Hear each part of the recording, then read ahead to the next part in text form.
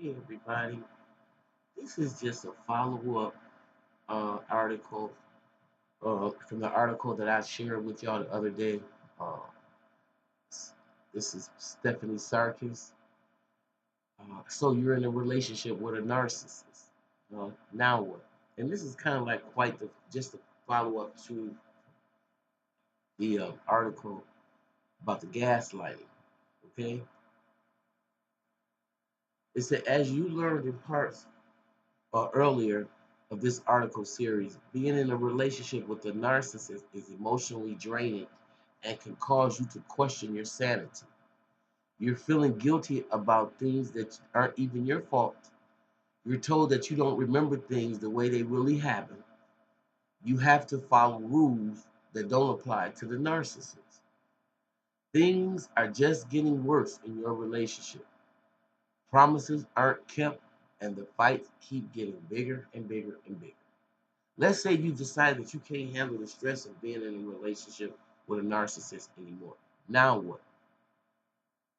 Well, here's some of the, um, I guess, the ideas, some of the recommendations. Okay, be aware of hovering. First of all, in parts 1 and 2 of this series, we talked about the concept of hovering. When the narcissist senses that you are leaving the relationship, they will try to suck you back in. This is done by voicemail, even messages from friends and other relatives. The narcissist will promise you the world. They tell you things will be better this time. They note that they never actually apologize to you. This is a common pattern in abusive relationships. There's an abusive episode, then a reconciliation phase, then a buildup of tension, and then another abusive episode. The cycle doesn't end, and with a narcissist, the blow up can get worse each time you reconcile. So there's another blow up coming, and you have to just already anticipate it. Number two, get to therapy. Start attending individual therapy with just you and the therapist. It is important that you have a neutral third party whom to talk to. It's time for you to focus on what you want and what you need and not the needs of your narcissist. You may not have even realized how much you have become focused on the narcissist's need and ignored or squashed your own. Counselors can help you feel like you again and help you learn healthy boundaries because that is very important. You can't sit in the window in the house with all the windows open. It just doesn't work. Go no contact, which is hard for let me just say all these things are difficult, but that doesn't mean they can't and shouldn't be done. When you leave a narcissist, cut off any contact. If you have children, consider working with a parent coordinator regarding custody. Block their phone numbers, block their emails from texting you, block their email from emailing you. You need to do this with every way they contact you. Don't pick up the calls from unidentified numbers. If friends and family start telling you that they're relaying a message from the narcissist, stop them in their tracks and tell them that you aren't even interested in hearing it. You don't want to hear it. If they continue to push, then walk away from them too. You got to. You just got to get away from them as well. Contact your local domestic shelter and call 911. And I know for a lot of us, that's very difficult to do because we know that a lot of times when you call the police, they kill everybody in the house, but it's still got to be done. Something's got to happen because they don't stop on their own. You usually have to get some help involved. Okay, they may drop you quickly. When the narcissist catches on that you may have been drained of your narcissistic supply, they may drop you like a hot potato. Narcissists are always looking for their next fix of attention.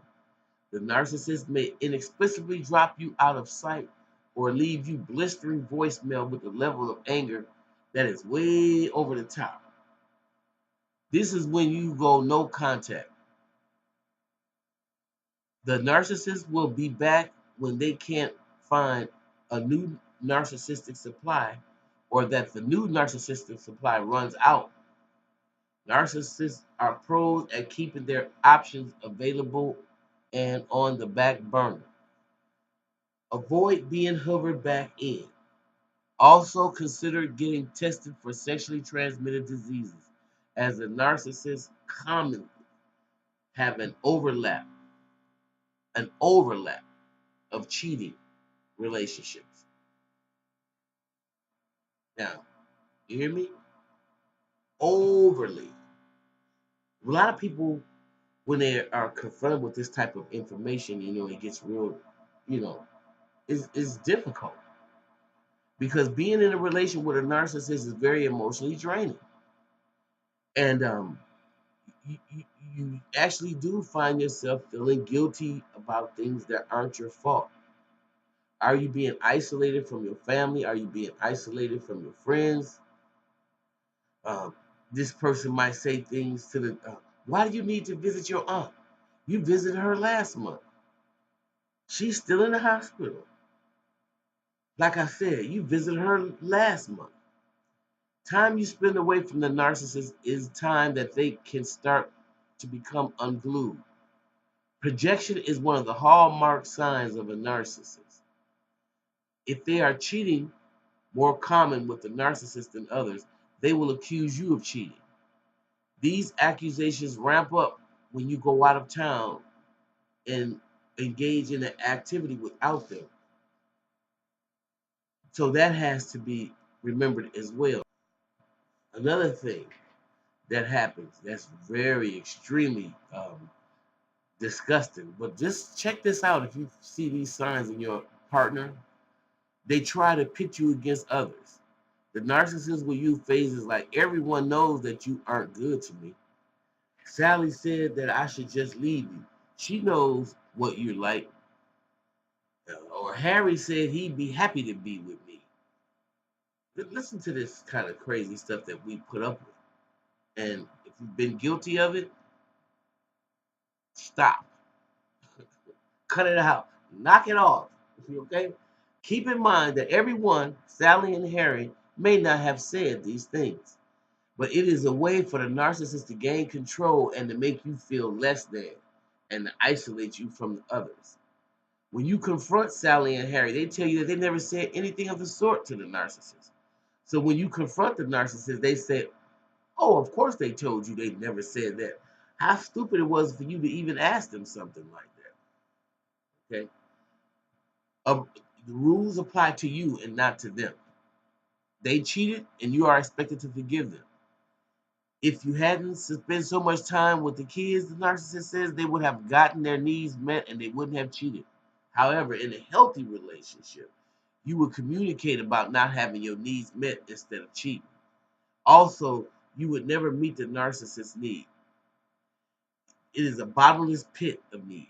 So, if you so much as look at another person, the narcissist questions your fidelity and may resort to calling you names. Number 4, you seem you never seem good enough. Okay? They say they cheated on you because you weren't as fun anymore. It's your fault. It's a common theme with the narcissist. They may actually say it directly or indirectly to you. When the initial honeymoon phase of a relationship ends, as it does in all relationships, the narcissist starts looking for ways you can improve. They tend to comment on your appearance, sometimes in direct ways that outfit the terrible look. That outfit looks terrible. Or indirect ways. What's that spot on your face? How about you about to know? Okay, I see that. You see what I'm saying? You get payback for defying them. If you break the narcissist rules and get ready for the blowback. Narcissists will let you know when they've suffered a narcissistic injury. As well as with an abusive relationship, blow-ups are followed by reconciliation. However, keep in mind that when you reconcile with the narcissist, the next blow-up, and it's coming, will be bigger than the last one. Each time there is a blow up, emotional abuse may start ramping into verbal abuse, and then the ramp of the verbal abuse will end up physical abuse. They are competitive to a fault. They find out that you are a good singer and they start singing in the band. You tell them that you aren't feeling well, and all of a sudden they get sicker than you. They may point out that they are better than you at something, and they may say it in front of people. They tell you they know more about therapy than your therapist. Being better than the narcissist at something is not an option for them. Narcissists tend to spend an excessive amount of time on their appearance and looking at themselves in the mirror. They will flex their muscles for no apparent reason. A narcissist can't just walk by a mirror. Oh no, no, no, no, no, no, no. They gotta stop and look. They want to make sure that they are the most attractive person. They tell you others are out to get them. Oh boy, that's a big one. Those jerky co-workers of theirs just don't know greatness when they see it. It can't possibly be that they have just reached their limit with the narcissist. You know how their sister forgot their birthday. It couldn't possibly be because she is in the hospital giving birth. It's obvious, the narcissist said, that she is just a bitch. It is never the narcissist's fault. Narcissists have ego satanic behavior. They think that everyone has a problem and not them. Read next about the narcissist using degrading words when they're referring to others. Mm. They describe their exes in unflattering or degrading ways. Okay, and I hear a lot of that, especially when you listen to some of these comedians, or and you might think it's a joke, but a lot of it you can see the pain and the hurt really that they have when they're discussing these really, really sensitive issues that you could tell that they should have got therapy for. Because when someone consistently refers to their exes as bitch, or the bitch this and hold that, and the bitch, the bitch, the bitch, oh no, no, no, no, no. And how the ex did them wrong in all their relationships, there's a common theme there. It's common. Okay? The narcissist. Degrading terms tend to be used by the narcissist when talking about past relationships. They keep an eye out for any story of past relationships when the narcissist says it's all the ex fault. I'm sorry. What I'm saying is keep an ear open how they communicate. They use the silent treatment. In a healthy relationship, sometimes people need time out to collect their thoughts or calm down. In a short period, they are ready to connect with their partner or talk things out. With the silent treatment, the narcissist just plain refuses to communicate with you. This is a way to get power and control and throw you off kilter. Sometimes the silent treatment occurs after the narcissist feels like you have slighted them in some way. However, they don't tell you why you're getting the silent treatment, and you really have no idea what caused it. Your needs are met with silence, or you get lip service. Can you help me with the kids' science project tonight? I have a long day at work. Silence. Hey, did you hear me? I need your help. Yeah, sure, I'll do it. Narcissist remains seated on the couch. Either your requests for help are ignored, or the narcissist tells you that they will help and never follow through. Pay attention to the difference in the narcissist talk and their actions. There's usually a big difference between the two. You have to deal with what a person does and not what they say. So, hope that information helped you today. Um, that's really a bit much, I'm sure.